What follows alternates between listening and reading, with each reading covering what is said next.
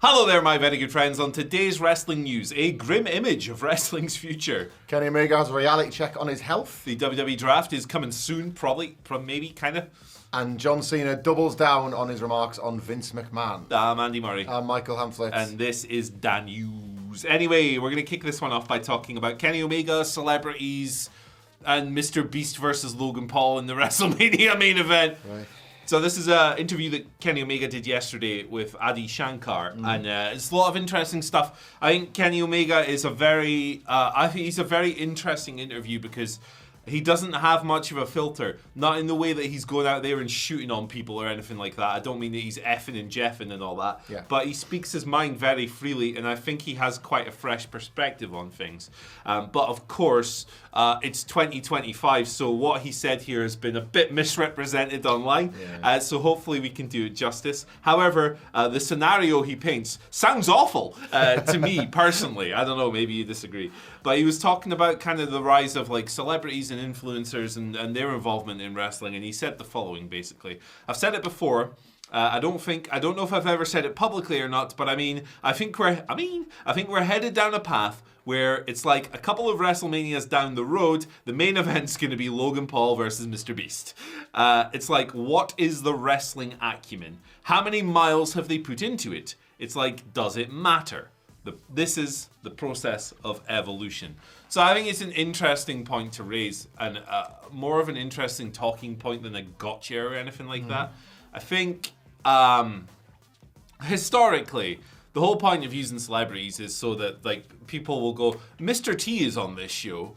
I'm going to watch Mr. T. Oh, I really like this Hulk Hogan guy in the 80s, of course. I really like this Paul Orndorff guy. Roddy Piper's over there. Cool. Really into him. This is cool. And then you create fans that way, rather than it being like a showcase for like a platform for freak show celebrity fights. Basically. Although, if you look at like boxing, I think that's a good parallel to draw here, because that's where this kind of stuff started more prominently with like Jake Paul and Logan Paul versus KSI is the first one that I can kind of think of. I'm sure there's more. And the way, like, the double-edged sword of that is that those fights have generated a lot of revenue for a lot of people. But if you're a boxing purist, you're looking at it and going, what on earth is this? Yeah. I guess for me, like, the defining point is that is wrestling a means to an end, or is it the means and the end? To me, it's the means and the end, and that wrestling should always be the goal. I don't really have any interest ever into influencers. Just an influencer match. Like, it's not for me. It's not why I watch wrestling. I don't know. Could something like this happen in the future? I don't think it's out of the question. No, I actually think Kenny Omega's just reading the tea leaves here, and he's historically been pretty good at that. Yeah. You're funny you mentioned about boxing purists, and then you mentioned WrestleMania 1, because wrestling purists hated WrestleMania 1. Like, and it wasn't just obviously the inclusion of Mr. T and Cyndi Lauper as single celebrities. It was the idea that in 1985 you could put such a ballyhoo around pro wrestling when, you know, like, a generation absolutely thought it was one thing, and then a generation and likely the majority of you were growing up in, is one where something like WrestleMania 1, that version of sports entertainment was normalised. Yes. Like, and you know, it was absolutely like a vision of a singular promoter, and then other kind of promoters fell in line with that. And we don't need to do the history of wrestling, but I think like what Kenny Omega is saying now is far less radical than it was 5 years ago, and even less so than it was even a year ago. And if you look at something like the Royal Rumble and the popularity and, you know, like success, I suppose, depends on how you measure these things, of the iShow Speed Bron Breakker moment. I mean, that was a sensational bit of business. Like, and you know, you only need to look at now Raw every week in the Netflix era. WWE, presumably in partnership with Netflix, who are their paymasters, have made the celebrity culture around it a part of the presentation. I was very fortunate to watch an awful lot of live basketball over the last few weeks while away on the other side of the pond.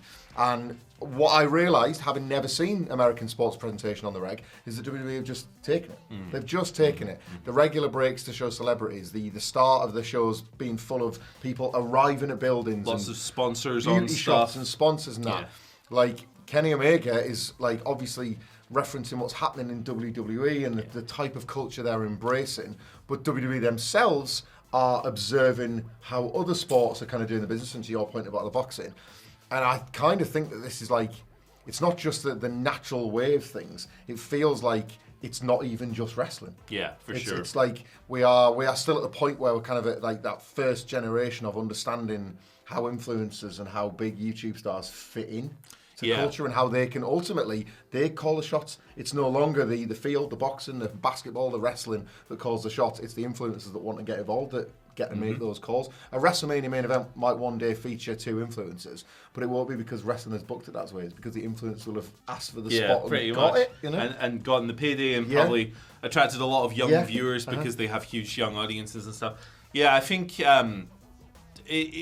know, the thing with wrestling and evolution and all this stuff is that you never want to become the dinosaur. You never want to become the person who's stuck in the mud. Yeah.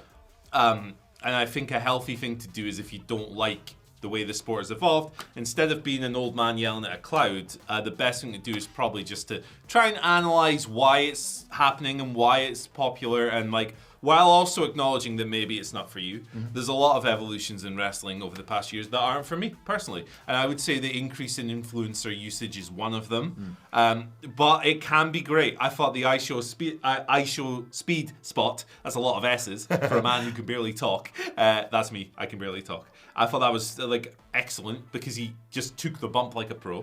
Logan Paul has had good matches in WWE, but I do think that we've maybe seen everything we're going to see of him now. I think the AJ Styles match was a sign, and the Rey Mysterio match earlier this year, to where it was just like, okay, show me some evolution, show me some growth. But I don't deny, obviously, that he has dived into this sport, and he's basically a wrestler now. I mean, he just is a wrestler now. That is not even basic. Yeah. But yeah, his work's kind of basic. Yeah, well, yeah, kind of. But personally, for me, I like celebrity usage in wrestling. I like Bad Bunny. I liked Action Bronson in AEW. I liked Snoop Dogg's crap elbow drop that when he saved the Shane McMahon Miz disaster. So I'm not against the use of celebrities. However, I would rather that wrestling was still wrestling and not just a platform for 2 people who decide they want to go of it. To kind of fart around. Just make a YouTube video, man. Like, you're Mr. Beast. Make a YouTube video. I don't need to see you. Build your own WrestleMania and run that. Yeah, like you Beastmania. Beastmania, run Beastmania. Yeah, there you go. I tell you what, if he did that, it would probably be the highest drawing wrestling show. Yeah, outdraw every wrestling show we've ever enjoyed. People love the Beast, man. Yeah. They love that Beast. It's probably pointed that Kenny Omega was making these comments because it's not just that he was speaking about in this interview. He was talking at length, obviously, about his time away from AEW and indeed his time away from the ring, having things caught up with him a little bit. And it does make you think that like one thing will be tied to another as he looks upon the landscape and thinks, hang on, you've not broke your neck and back and spine into a million pieces like I have for this business. What's that about? And as it turns out, he had quite some revealing remarks to make, not just about his own take on his mortality and his future within pro wrestling, but that of his agent, Barry Bloom. If that name is not familiar to you, Barry Bloom is kind of like known as the agent of the wrestlers. Going back to the 90s, really, when the Monday Night Wars were generating enormous contracts, he was the agent of both Hulk Hogan and Bret Hart, I think, at the times that they were negotiating deals in WCW and WWE. So there was no company-wide thing. It was just the wrestlers got his number and he got them the deal, you know. And Omega was speaking about Barry Bloom and noted that he was, quote, like a family member to him. Absolutely. I bet, Kenny. But then he did go on to talk, it wasn't just about money. He said, quote, it wasn't an obligation because he wanted my money. It wasn't show me the money. It was show me the doctor's report and tell me if you're healthy or not. That kind of thing to be like, no, I think I can go. And Barry Bloom replied, no, you have to know you can do it. You need to be healthy. Whether it costs him or me more money, that is not the primary concern at all. Kenny Omega, of course, lost a year plus to diverticulitis. In that time, there was lots of discussion as to whether or not he was ever going to wrestle again. There were mounting injuries dating back to his 2021 title run. If you recall, he took the year off. Turns out he'd wrestled half of that run with vertigo, I think it was at the time. Yes, that's right. It's not the first time that Kenny Omega has let these injuries pile up and pile up and pile up. There was a New Japan run, I remember, that was halted. He worked a G1 with a broken heel that he only told people about after the fact. This is somebody that seems to know his body very well, but maybe doesn't know when to give it a break unless a few other people step in. quite the remarkable run sheet from Kenny Omega at this point. And he's definitely altered his style since coming back. Yeah. I mean, he's still doing dives and all this stuff, but like you definitely notice he's not quite as springy and as not quite as lightning quick. Which is perfectly understandable. The man has been through physical hell, and probably the mental hell that comes with that, having to miss years of your career. It's the accumulation. It's wrestling. It's the wear and tear. It's the accumulation. It's something that wrestlers, including Kenny, kind of, it just happens. It just happens. Some wrestlers go through their entire career and retire picture of physical health. Some people, it grinds people down. It's the repeated bumps every single night. It's not just the big spots. It's the taking 5 back bumps in every match and things like that. And doing that 2 or 3 times a week takes a toll.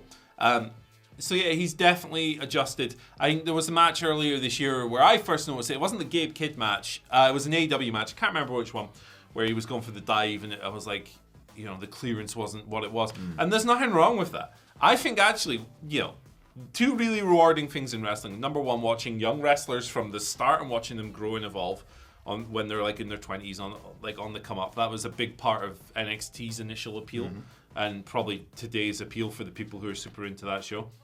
Number 2, actually, I really enjoy watching old wrestlers adapt to slowing down and not being able to do the physical things they used to be able to do. Kenny's not that far along as the example I'm about to use, but I think Samoa Joe's a great example.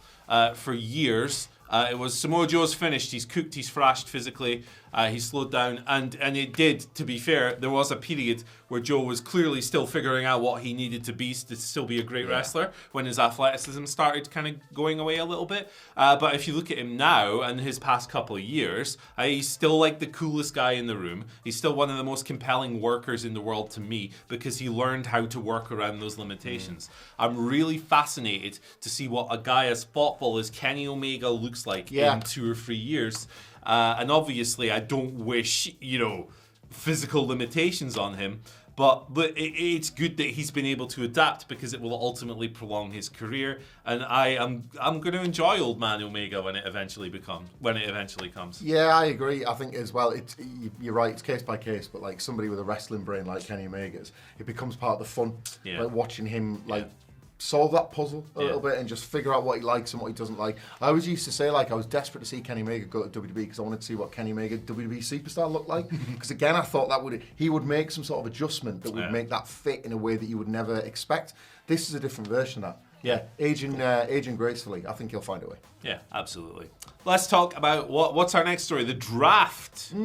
Latest on the draft. Yeah. Got a bit of an update here. This has been a bit ambiguous. Traditionally, it's happened after WrestleMania. Well, not traditionally. Traditionally, they would do it about a week before Survivor Series. Yeah. And then suddenly it was like, I've got a red t-shirt now. I care about this. But it's changed in recent years under not Vince. But we've had no news, nothing concrete. WWE haven't announced anything yet. A couple of weeks have now passed since WrestleMania, and they've freshened up the roster by using mainly NXT call-ups and new signings rather than doing a draft. However, on Wrestling Observer Radio, Dave and Brian noted that Memorial Day weekend could be a potential spot. That's the 26th of May, Monday the 26th, Memorial Day. There's a bit of a takeover of Tampa, Florida happening, so it would make sense. Alvarez said that while it's not set in stone, it is very likely to happen during that time. It's the annual roster refresh. It's usually good to pop a rating. In the day and age where, the brand split isn't so rigid and strict, maybe the draft itself doesn't mean as much, but it's always a fun episode of TV, and I always like the fallout afterwards where inevitably it's going to be, this show is great now and this show sucks, and then a couple of weeks later it'll be like, actually, they're fine. Yeah, I've been disappointed in the last few years about the actual presentation of the draft episodes themselves. And then last year, WWE were quite flaky with the transfer window. Yeah. Where they just use that as a way to excuse wrestlers jumping between the brands. This just needs would have hit more when they would kind of adhere to making A, the shows more entertaining, B, the rosters more rigid. I'm not fully convinced that anyone within WWE truly with all their heart loves split rosters as much as we, the audience, tend to. It does make for more compelling television when the Raw and SmackDown rosters are set and you can fantasy book and you can kind of create stuff from those tighter frameworks that then very occasionally, like say for a WrestleMania or for some interbrand thing, can get overlapped with. That's not something they've ever adhered to in this. I would say like there was maybe 6 months, 2016 to early 2017 where they did. And once the doors were flung back open again, even something like the PLEs, like them not being brand exclusive, I think it just changes the layout. Like the bookers and anyone kind of there that's involved in creative knows that if they need to, they can lean on the other brand for a lifeline. So this is, but historically it does draw, interest, if not always ratings. It'll be a ticket seller, but then most things in WWE are kind of ticket sellers at the moment. Might get that anyway. Robot guy. I missed the robot guy. Yeah. The robot and the smack. Robot and the Fox, the robot guy. The smack.